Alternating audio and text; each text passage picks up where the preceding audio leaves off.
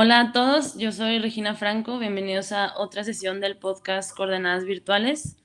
Esta vez yo soy la persona que los saluda porque como invitada les quiero introducir a Ana Cadena, que es la directora y mano maestra de Espacio en Blanco. Hola Ana, bienvenida. Ahora tú estás como entrevistada. Quería que nos platicaras un poco cómo decides tomar el formato de podcast que hemos ya llevado, creo que esta sería nuestra quinta sesión. Y bueno, para que nos platiques de la feria y de estos artistas que nos vas a presentar. Sí, gracias Regina. Todos bienvenidos, gracias por escuchar. Y la verdad es que me gustaría empezar desde el inicio, que es también para dar una especie de aviso para que echen un ojo para los que no conocen, a los que nos integraron a la otra feria, así se llama tal cual, la otra feria.com, para que le echen un ojo.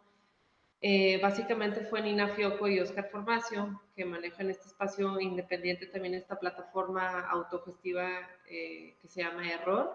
Pues con todo el tema COVID, todos los espacios hemos tenido que reinventarnos y reflexionar sobre cómo podemos subsistir, sobrevivir, cuál es nuestra responsabilidad y cómo poder seguir trabajando y proyectando las cosas que nos gusta proyectar. En este caso es el arte contemporáneo y los artistas, sobre todo los locales, también internacionales, y poder armar ciertas curadurías que puedan seguir adelante, ¿no? Diálogos y curadurías. Va muy bien. Y bueno, ¿y te gustaría platicarnos un poco sobre los artistas que tú decidiste integrar como equipo de Espacio en Blanco a esta otra feria? Sí, básicamente para esta feria nos invitaron a participar con un máximo de 10 obras y eso es lo que decidimos hacer. Estamos invitando a Libertad Alcántara, a Javier Dragustinovis, a Daniel Pérez Martínez, a Daniel Pérez Ríos, a Georgia Durán. El resultado fue una exploración hacia artistas que hay un rigor y hay una especie de también trabajo que ahorita están logrando a pesar de todo este desacomodo. Los estamos invitando porque me empecé a dar cuenta que además de que siguen trabajando y haciendo cosas importantes, que hay una especie de hilo en común. Entonces aquí hay una cuestión de curaduría que se me hacía importante no ignorar, integrar y tratar de hacerle difusión, que es el tema de cómo conseguimos el paisaje. El paisaje no necesariamente tiene que ser un paisaje literal y no vamos a recurrir a la fotografía o a la pintura tradicional del paisaje, sino que hay una cuestión de pintura expandida que explora un paisaje interior, como en el caso de Libertad, o en el caso de Javier Dragustinovis, que lleva mucho tiempo meditando sobre la frontera y sus discursos y su tema familiar, que tiene que ver con la relación entre el norte y el sur, que tiene que ver con Estados Unidos y México. Hay el caso de Daniel Pérez Ríos, que trabaja el paisaje como una cuestión que se va a empezar a armar desde las redes y que va a tratar de descifrar cómo hay, hay una especie de intersección entre lo que percibimos e integramos todos en las redes y las fotografías que tomamos y los diálogos que metemos en las redes con las obras tradicionales paisajísticas como de Ansel Adams.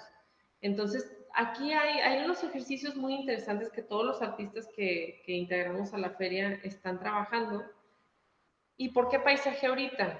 ¿Por qué paisaje cuando estamos encerrados en nuestras casas o estamos saliendo a la fuerza a trabajar en otros lugares para permitir a otras personas trabajar desde sus casas y no ver los paisajes?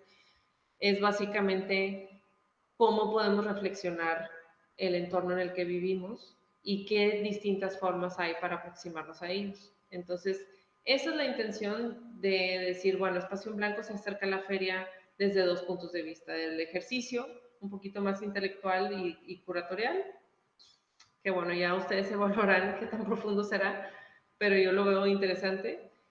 Y también el ejercicio de decir, bueno, ¿qué estrategias pueden adoptar los espacios como el nuestro, Regina, para subsistir? Entonces, básicamente estamos en este momento y queremos compartirlo con los demás y también darles difusión a los artistas que están participando.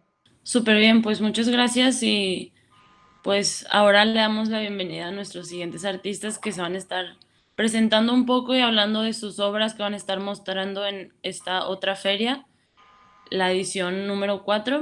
Y pues los invitamos a que chequen todo. Si mal no recuerdo, la apertura de la feria para el público es el 25 de julio, ¿verdad, Ana? Así es. Este 25 de julio, el sábado, es la apertura ya abierta, formal. Entonces, Va, para que se integren en línea. va, súper bien, bueno. Muchas gracias y los esperamos en la siguiente sesión del podcast Coordenadas Virtuales.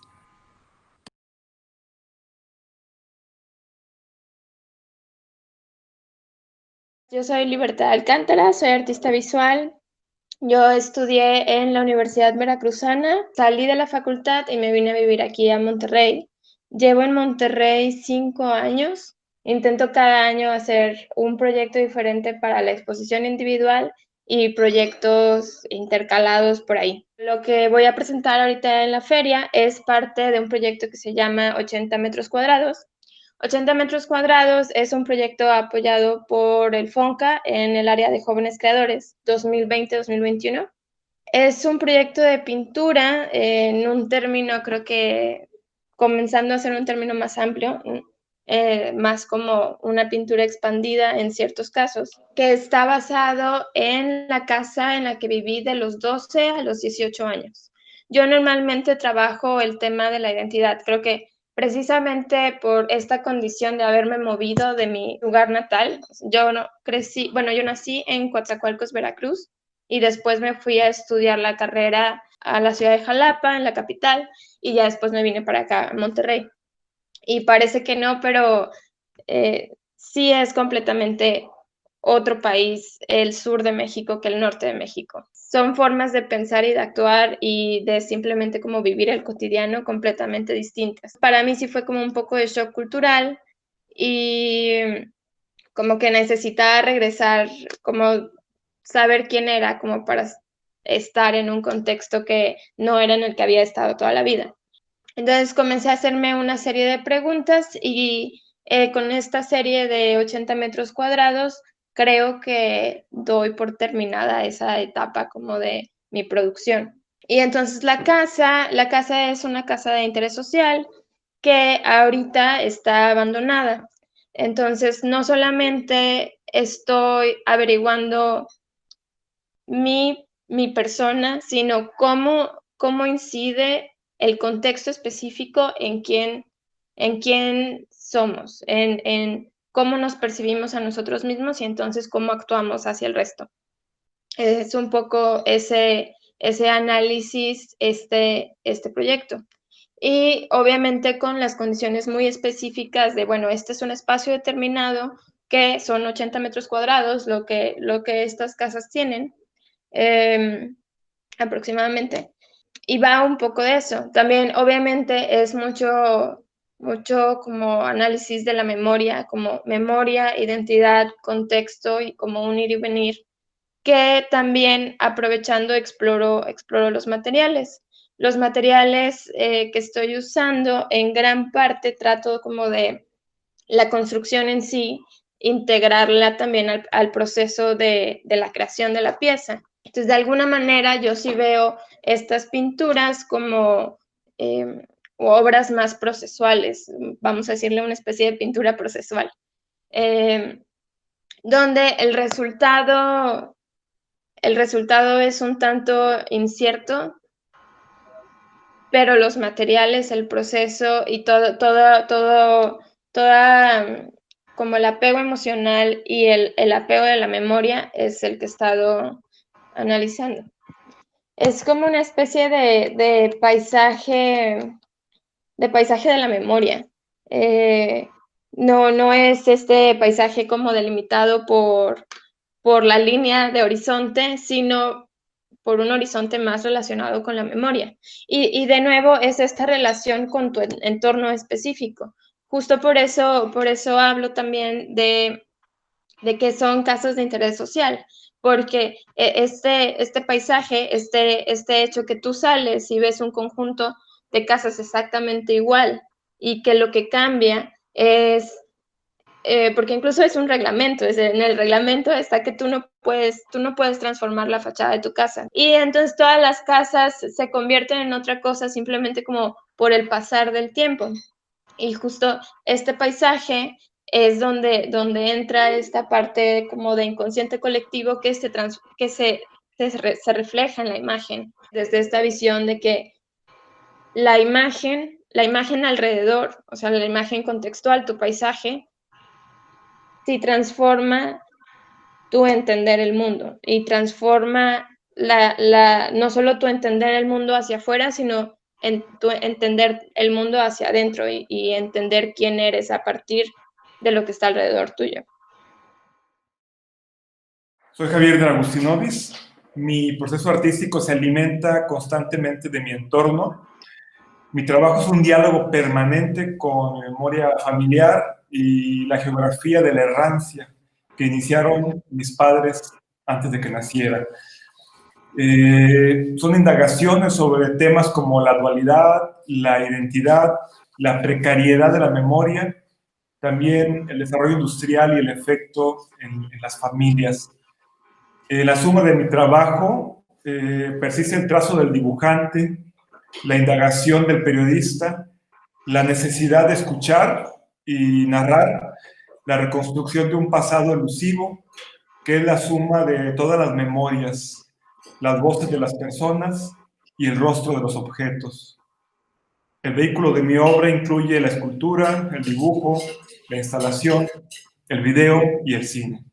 Respecto a las manchas de aguacate no se quitan, este proyecto aborda la migración de mexicanos a los Estados Unidos a partir del cruce del aguacate, que cada día se pasa entre ambos países en pequeñas cantidades y sin semillas, por las leyes fitosanitarias norteamericanas. Este cruce se da en la frontera entre Tamaulipas y Texas, entre México y Texas. Cruzar solo la pulpa, porque se usa para acompañar comidas o hacer guacamole, y dejar la semilla atrás es la metáfora desde donde se teje la reflexión sobre los vínculos que se dejan pero persisten, y el fruto como aquello que nutre a la nueva comunidad a la que se llega. Esta es una pieza pintada con aguacate, manchada con aguacate, pieza que refiere a la migración, pero que también se ha leído como la violencia vinculada con este producto en estados como Michoacán. En esas manchas que pueden leerse como la marca de la inseguridad o de la violencia misma.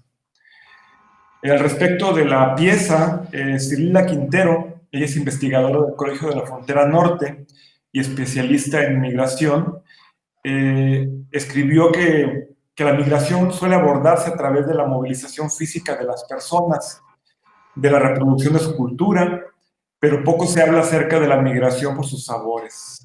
En esta pieza se reflexiona, dice la doctora Cirila Quintero, sobre las contradicciones que se encierran en el cruce del aguacate en la frontera México-Estados Unidos. Por una parte, la permanencia de la semilla en el territorio que lo vio nacer, dado el miedo a contagiar de enfermedades a las frutas locales, y por otro lado, la aceptación del ingreso de la pulpa del fruto, similar a la aceptación del trabajo y el talento de los migrantes. De esa manera se aborda en esta pieza ese tema, ¿no? Y a través de esa degustación de esta suculencia que es el aguacate, el pueblo estadounidense elimina la desconfianza creada artificialmente a lo ajeno, a lo no propio, y deja que el placer del sabor, cualidad humana innata, triunfe sobre prejuicios creados. Esa es la apreciación que encontró la doctora Cirila Quintero respecto a esta pieza y este proyecto que tiene que ver con el aguacate como metáfora de la migración. La pieza tiene una característica de degradación, es parte de su propia constitución y de su propio simbolismo. Eso es sobre papel, con un sellado, y obviamente hay una degradación que le da otro sentido a la pieza, ¿no? La pieza va un poco desapareciendo sin terminar de desaparecer, se mantiene el texto y es parte constitutiva, ¿no? Es una pieza que está en una permanente evolución y desarrollo y una permanente tensión, ¿no? Que es también la tensión del migrante, ¿no? De la migración. Es una peculiaridad que tiene esta pieza. Hola, soy Georgia Durán, yo soy de Monterrey. Mi trabajo consiste principalmente en reflexión, en interiorizar y pensamientos. Les platico un poco de las piezas que están en esta feria. Básicamente, estas piezas son unos dípticos que estuvieron en una exposición el año pasado. La pregunta que me hice a mí misma fue: ¿de qué lleno mi espacio en el que habito y qué me habita a mí? Para mí siempre es como estar explorando mi ser y tratando de definir quién soy. Entonces, los objetos, muchas veces los objetos que elegimos y que están en nuestras casas, pues tienen algún tipo de significado. Y en este caso no está tratando de encontrar ese significado que tuvieron los objetos en el momento que los compré o ni la historia de los objetos, sino más bien cómo los observaba ahorita y qué lugar tienen en mi conciencia y en mi hogar en este momento. Sí, está súper bien, me gusta mucho. De hecho, yo también te quería preguntar si los materiales también tienen alguna relevancia o cómo empezaste más bien, porque mucha gente empieza por el camino del dibujo, la pintura. ¿Cómo es que llegaste a los textiles o al algodón? Eso. Ok. Mi exploración con los textiles empezó con una clase de tejido en telar y empecé a jugar con el telar y de inmediato me enganchó. Me encanta cómo puedes construir algo de algo tan sencillo como un hilo, como la estructura de un telar y la estructura de cualquier material es tan sencillo y tan universal. Bueno, una cosa que me gusta mucho de la tela es que tiene estos dos componentes. Toda tela tiene dos componentes, ¿no? La urdimbre y la trama. La urdimbre son las líneas verticales, digamos, lo que se tensa sobre el telar, y la trama son los horizontales que se tejen entre los hilos de la urdimbre.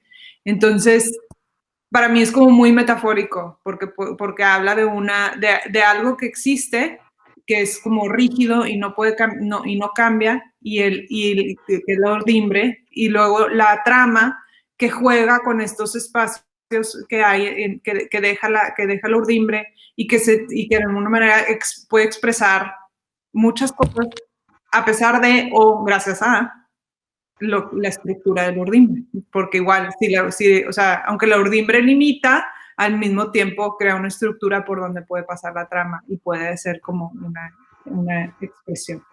Puedes entenderlo de diferentes maneras, ¿no? De cómo una sociedad está creada bajo ciertos valores y la gente que vive en ellos se va adaptando a estos valores, o puedes pensar en él como una persona que crece con una historia, o nace con una historia ya que nunca eligió, pero la trama la crea la persona, ¿no? Hay una pieza que es un mueble que está en mi casa, que era de casa de mi bisabuelo, que me gusta mucho porque es un mueble muy sencillo, y a la hora que empiezo a reproducirlo en la tela, que era un algodón, una manta, empiezo a jugar con la trama de la manta, la estiré sobre el lienzo, de alguna manera se deforma un poco el camino de la trama, entonces empezando a jugar con eso para crear el mueble, para reproducirlo, bueno, para representarlo.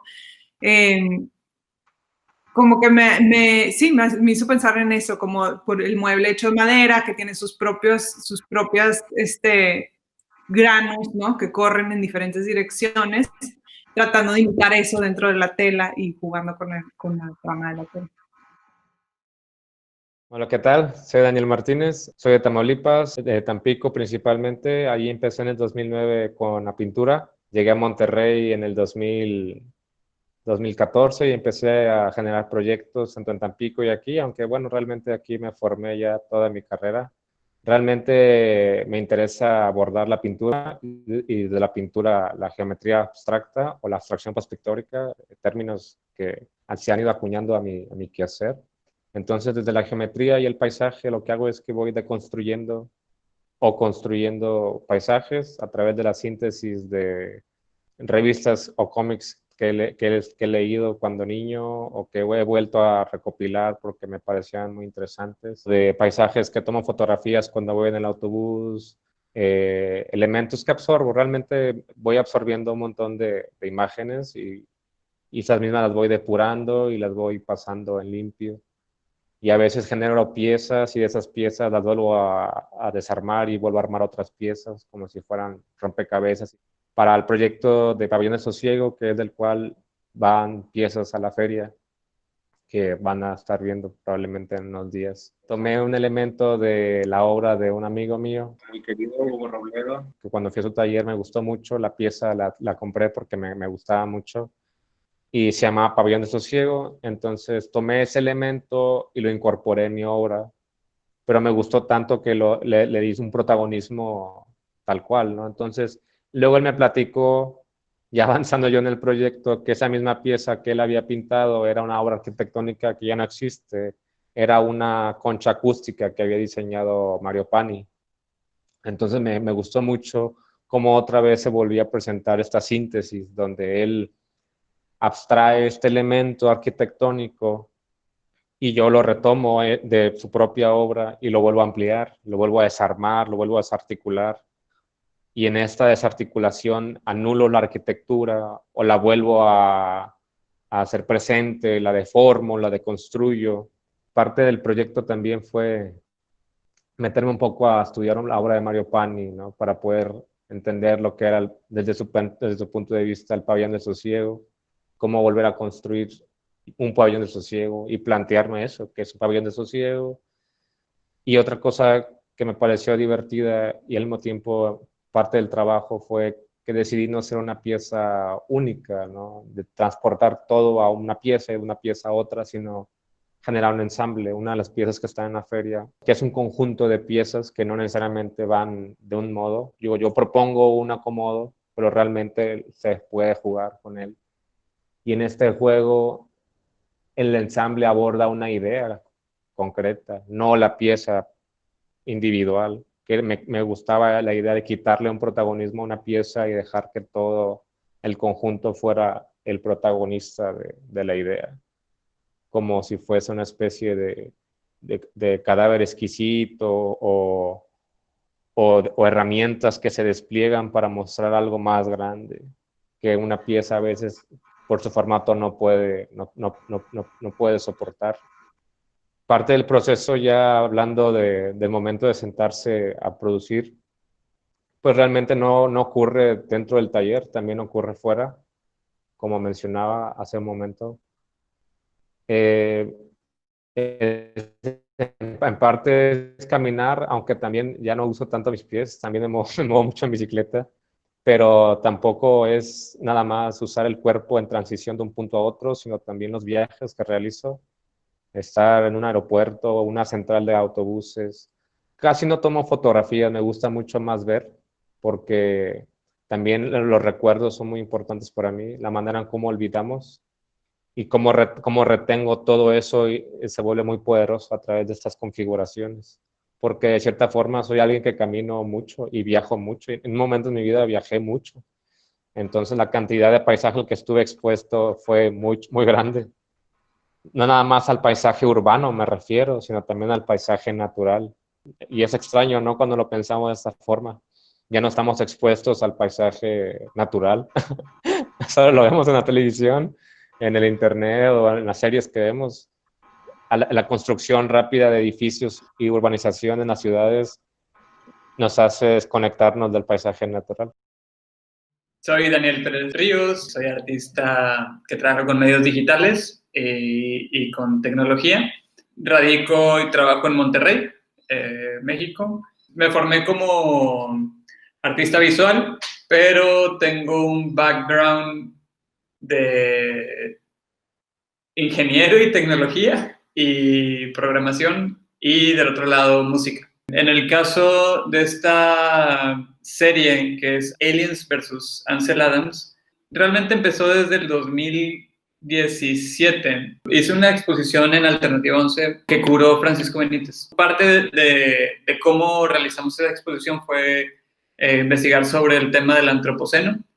Y una frase que surgió dentro de esa investigación fue: mientras el mundo se cae en pedazos, Ansel Adams está tomando fotografías de piedras y árboles. Fue la única persona interesada en registrar y documentar el paisaje en tiempos de guerra y posguerra. Más allá de un tema conceptual como una memoria, como una carta hacia el futuro, sobre esto es lo último que va a quedar, ¿no? Eso desde una revisión desde el antropoceno. Partiendo de ahí, empecé pues, a investigar sobre Ansel Adams, sus recorridos, su trabajo, el estilo fotográfico, y hice un ejercicio de Google Maps, de empezar a recorrer los caminos que tomó Ansel Adams, como si fuera una especie de guía museográfica. De estos recorridos de Google Maps dije, ok, voy a comenzar a situar a Ansel Adams como desde ahorita, como empezar a hacer una relectura de lo que hizo. Básicamente el proyecto empieza de cómo intervenir sus imágenes como si fuera el presente. Es como una interpretación de cómo pudieran estar ahorita. Con toda esta influencia del Internet, con toda esta influencia del capitalismo, con todo este avance de tecnologías, digamos que la idea del capital dice qué función tiene este espacio.